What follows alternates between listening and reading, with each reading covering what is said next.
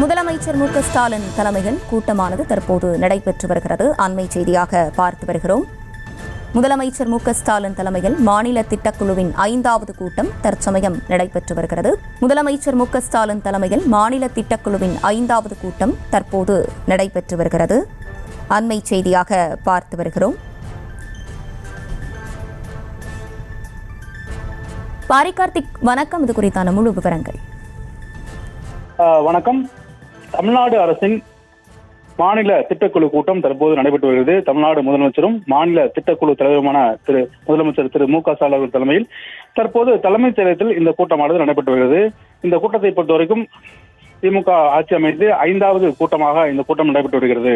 இந்த கூட்டத்தில் முதலமைச்சர் வழிகாட்டுதலின்படி தமிழகத்தின் வளர்ச்சிக்காக மாநிலத்தின் திட்டக்குழுவால் தயாரிக்கப்பட்ட வரைவு கொள்கையில், அதே போல தயாரிக்கப்பட்டு வரும் கொள்கையில் மற்றும் அரசின் முன்னோடி திட்டங்கள் பொதுமக்களை சென்றடையும் தொடர்பாக ஆய்வுக் கூட்டம் தொடர்பாக விரிவான விளக்கம் அளிக்கப்படும். அதே போல மாநில திட்டக்குழுவால் வெளியிடப்பட்ட ஆய்வறிக்கைகள், நடத்தப்பட்ட பயிலரங்குகள், நடப்பில் உள்ள ஆய்வுகள் மற்றும் எதிர்கால திட்டங்கள் குறித்தும் விரிவாக விவாதிக்கப்படும். மேலும் மாநில திட்டக்குழுவின் துணைத் தலைவராக ஜெயரஞ்சன் 4வது குழு கூட்டத்தில் தற்போது முதலமைச்சரின் அறிவுரைகளை மேற்கொள்ளப்பட்டு பல்வேறு பணிகளை திட்டமிட்டு மாநில திட்டக்குழுவில் மேற்கொள்ளப்படும் என்றும் அவர் தொடர்ச்சியாக இது குறித்து விவாதிப்பார்.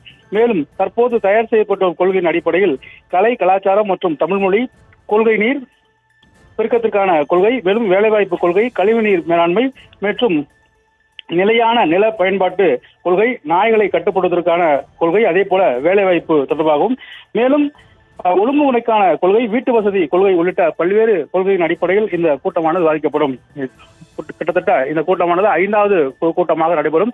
குறிப்பாக தமிழக அரசால் கொண்டுவரப்பட்ட திட்டங்கள் எந்த அளவு மக்களை சென்றடைக்கிறது, மேலும் எந்த அளவுக்கு இதை விரிவுபடுத்த வேண்டும் என்பது குறித்தும் விரிவாக விவாதிக்கப்படும். இந்த குழுவினுடைய தலைவராக இருக்கக்கூடிய முதலமைச்சர் திரு மு.க.ஸ்டாலின் அவர்கள் இறுதியாக உரை நிகழ்த்துவார். மேலும் இந்த திட்டக்குழுவின் அடிப்படையில் தமிழக அரசு கொண்டு வரும் திட்டங்கள் மேலும் விரிவுபடுத்த குறித்தும், தற்போது இது எந்தெந்த திட்டங்கள் பொதுமக்களை எவ்வாறாக சென்றடைந்தது என்பது குறித்தும் ஒரு விரிவான ஆய்வறிக்கையை இந்த குழுவானது முதலமைச்சரும் தற்போது ஒப்படைக்கப்படும்.